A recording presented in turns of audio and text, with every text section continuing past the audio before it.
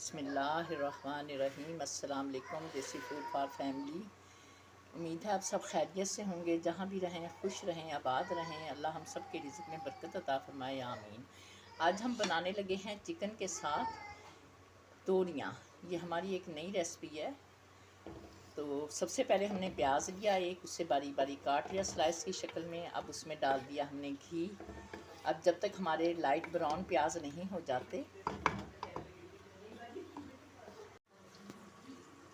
ये हमने अपनी तोरियाँ और प्याज, 3 प्याज हमने लिए थे तकरीबन। ये हमारे 300 ग्राम प्याज हैं जो हमने स्लाइस की शक्ल में काट के अपनी 1.5 किलो तोरियों के अंदर हमने डाल दिए हैं। तोरियों को हमने छील के अच्छी तरह से स्लाइस की शक्ल में काट लिया है।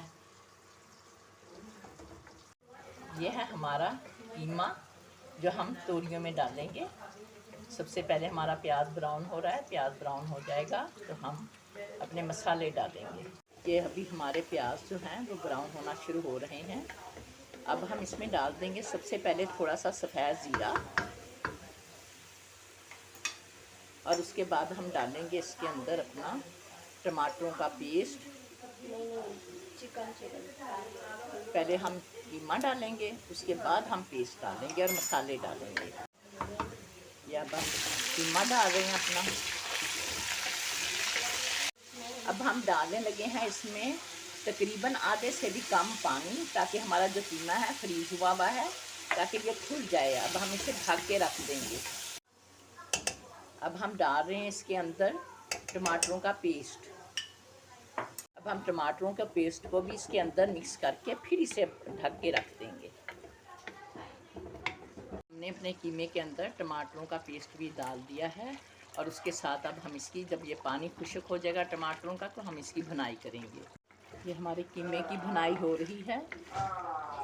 जब तक इसका कीमे का पानी खुश्क नहीं होगा, जब तक हम इसे पकाएंगे और इसे भूनेंगे। हमारे कीमे के अंदर से आयल निकल आया है। अब हम इसके बीच में डालने लगे हैं तोरियाँ और अपना प्याज।